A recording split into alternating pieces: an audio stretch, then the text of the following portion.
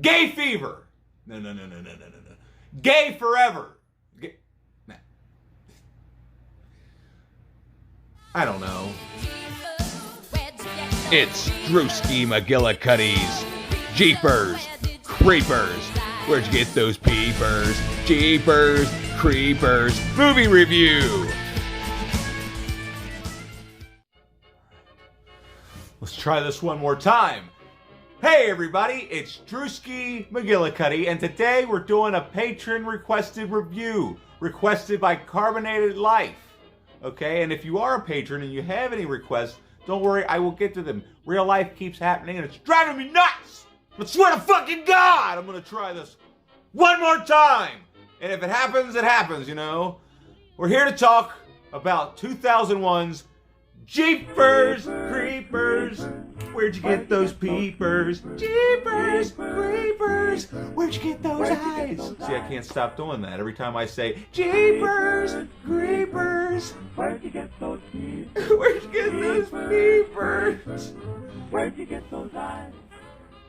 Anyway, so we're just gonna say this movie right here, I had watched it because Carbonated Life wanted me to watch it, and it's from 2001, and apparently it's directed by a kitty diddler, but I don't hold that against the movie. I don't know what the fuck I'm doing. So anyway, this movie pretty much introduced us to Justin Long way back in 2001, and he plays Derry, and Derry and his sister Trish are on their way from college back home so that their mom can wash Derry's dirty ass underwear, because he's a nasty, nasty motherfucker.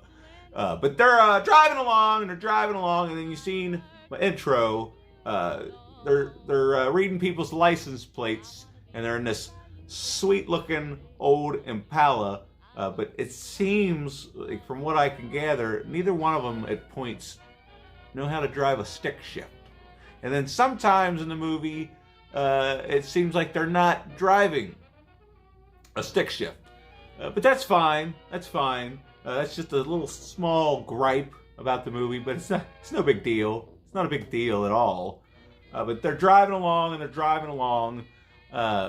all of a sudden this big ass, scary motherfucking truck just comes up out of nowhere, blaring its horns, rubbing up against a bumper, and just scares the ever-loving shit out of them. And I remember the first time I saw this movie, that horn definitely gave me a joke, because I saw the truck coming, but I wasn't expecting that horn to be as loud as it was. And we watched this with the grandson, so he even jumped when the horn started blowing. But basically it chases him for a while, and then, you know, they manage to escape it, or it goes around them. But then as they're driving, they drive past this old creepy church, and they see the old creepy truck and some creepy dude throwing what looks like to be bloody bodies roped up and wrapped in sheets down this little tube sticking up out of the ground. And they realize that, oh shit, he sees us. So we better hurry the hell up and get on down the road. Well, they hurry up and they get on down the road, but that doesn't matter. This guy's all souped up. He's got some kind of souped up engine in this thing, because he catches up with them like it's not even an inconvenience to his life, and just bam, starts ramming them. And then they eventually run off the road. Damn it, I'm already getting ahead of myself. Let's stop for a second and go back, and let me mention the fact that Derry and Trish feel like real brother and sister. What was his name? Gina Phillips? I don't know. The girl that plays Trish and Justin Long do a wonderful job of making you feel like this is really brother and sister bickering back and forth, and they seem like they're bickering about stuff that real brothers and sisters would bicker back and forth about. So I wanted to mention that. But anyway, so they get run off the road by this thing, and it just keeps on driving. And this is where it gets interesting, because as we were watching it, I hadn't watched it in a long time, and I'm thinking, wait a minute. Why the hell do they end up doing any of this stupid shit that they're about to do? And then Derry starts suggesting they go back and see what he was dumping down that pipe. And right off the bat, Trish says, "That's a terrible idea. No, we shouldn't do that." But then he does say, "Well, what if that was you back there? Wouldn't you want, like, basically, wouldn't you want somebody to help you if you were thrown down a pipe?" So it's kind of like, yeah, it's kind of stupid to go back there, but then when you put it like that, yeah. Like, if you're like a genuinely good person, you're not just going to turn your back on what could possibly be someone in need. So, yeah, and that forces them to go back, and Derry says, "All I want to do is look in the pipe." And she says, "Well, I'm not even getting out of the car." But she gets out of the car anyway, and he goes and he's looking down the pipe, and he's like, "I'm going to need you to hold my ankles so that I can get a better look." Which is weird, because once what happens, we'll just get to it. I don't want to keep getting ahead of myself, and then I'll fall back, and I'm just ruining everything. So they get to the pipe, and he tells her, "Hold my ankles. I'm going to, crawl down and see if I can get a better look at what's down there." And as he's looking, he can see something moving, okay? And it happens to be rats, and they start coming at him, and he starts a kicking and a flailing, and she's having a hard time holding on. Then basically the rats are coming at her too, so she freaks out when she sees the rats, and she lets go, and he falls, and it's one of the corniest looking falls I've ever seen in a movie, but it's so corny that it's absolute gold. Are we showing it? Can you see what I'm looking at? I don't know what's going on anymore. I'm trying my best, everybody. But once he gets down here, he won't answer Trish, and he sees this body, and he's kind of like traumatized, and that's kind of why he won't answer. But she's screaming down to him, "Answer me, you're scaring me." And finally he says, "We got to get out of here," and he's going to try to find a way out. And during him trying to find his way out, he comes across like the Sistine Chapel of dead bodies. All these bodies are just sewn to the ceiling. And then he finds this girl who his sister and him were talking about previously, about her head turned up missing or something like that. I don't know. I wasn't paying attention. But basically, she goes to sit out by the road and wait for help, and all of a sudden she thinks she sees this big old truck coming. Which, I can see... Yeah, never mind. I was going to say, why doesn't she flag it down when she realized it? But it had already got past. Don't worry about that.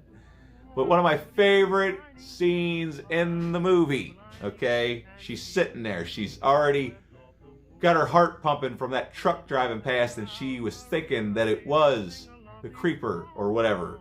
And it's stupid of me to sit there for that long, and then it didn't pop up, because it's a jump scare. It's a very effective jump scare, but it's also a tremendously wonderful performance given by Justin Long. Like, the whole movie, like, this is probably Justin Long's best performance out of all the movies he's ever been in, is Jeepers Creepers. And I'm not absolutely sure if it's his first movie, but it's one of the first movies I ever remember seeing him in.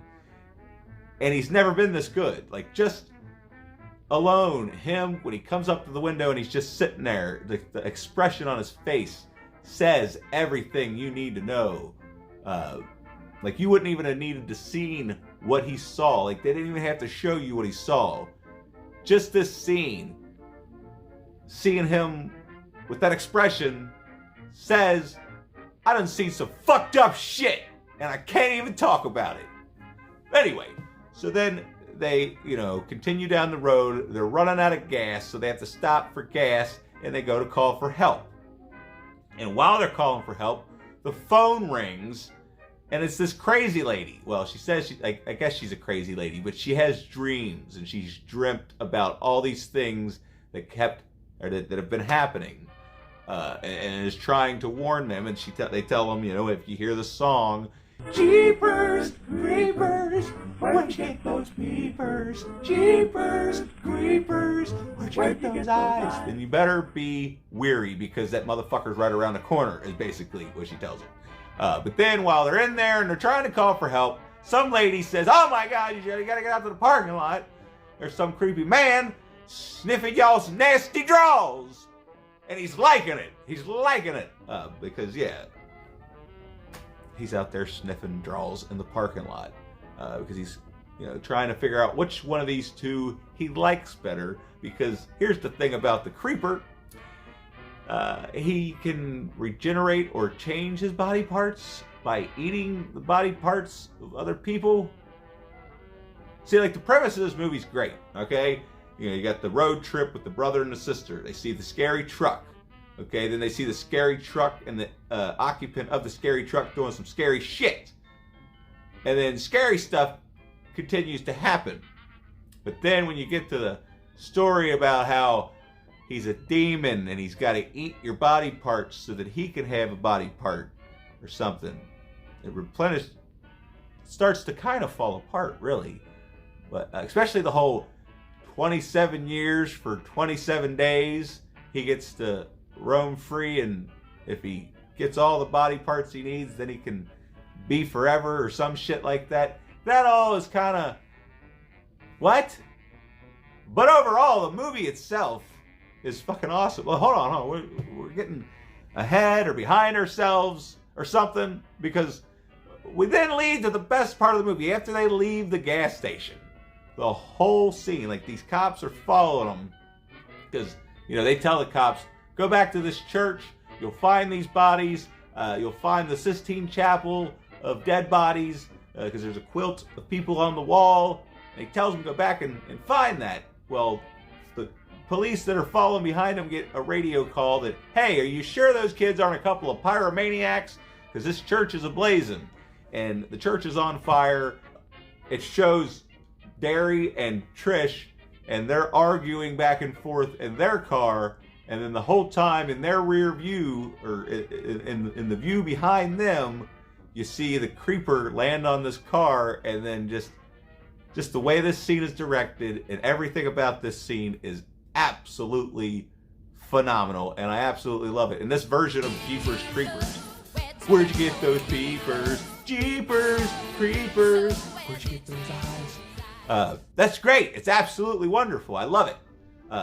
So then it gets better and better and better, because he cuts the cop's head off and then throws it at Derry and Trish, and then he stops, picks up the head, and at first you think, ugh, is he making out with it? Yeah, that's gross. Oh my God.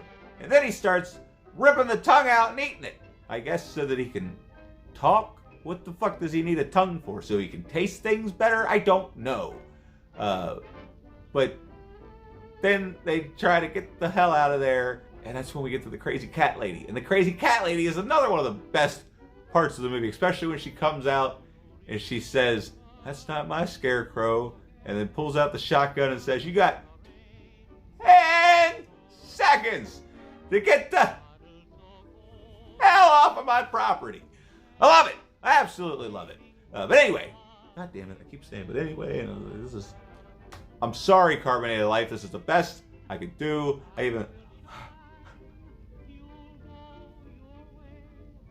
But yeah, that scene's awesome, and I love it. Especially with all the cats, because the cats just add this creepy factor to it. So then they try to get the hell up out of there, and there's the creeper again, just standing in front of them, looking all intimidating. So they try to run him over, and he just does some ninja stuff and just runs up over the car. And then they try to back over him again. He runs up over the car. But eventually, they get him.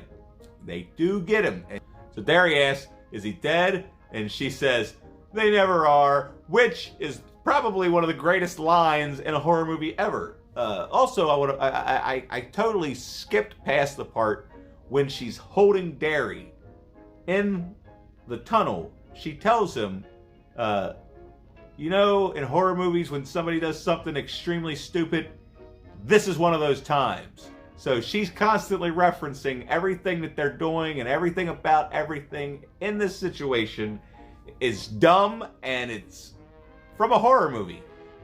So I like that. That's a nice touch. But on the other hand, once they get to the police station, after they run down the creeper, they finally meet, what the fuck is her name? I can't remember. The crazy lady that's been calling him on the phone. They finally meet her, and all she's trying to do is help. That's all she's trying to do. But Trish is just a total the entire time. It's like, bitch, she's trying to help you. Have a little bit of fucking respect or something. I don't know. But it's like, quit being a fucking bitch all the goddamn time. Okay? But yeah, this leads to one of the best endings. Like, the whole... Pretty much from... I don't know. Maybe it's the whole fucking movie. It's just practically perfect. Let's just throw the goddamn rating. It's practically perfect. Aside from the dumb shit. But hey, it's a horror movie, so I'm gonna let it slide. Honestly, the lore is kind of confusing, and that kind of plays a lot into the second one.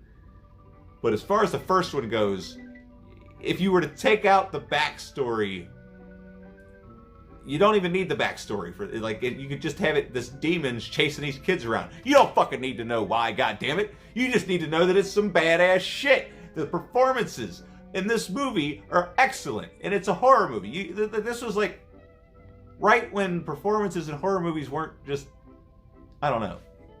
Like, I don't know what I'm talking about anymore. But anyway, that's my Jeepers Creepers. Where'd you get those peepers? Jeepers Creepers. Where'd you get those eyes? Review. So if you didn't like it, let me know by clicking the dislike button. But if you did like it and I did a good enough job to suit you, click the like button. If not, I don't know what to tell you. But also, make sure if you're not subscribed, I'll get better at this eventually, I swear to God. And then there's a bell button. And I don't know anymore.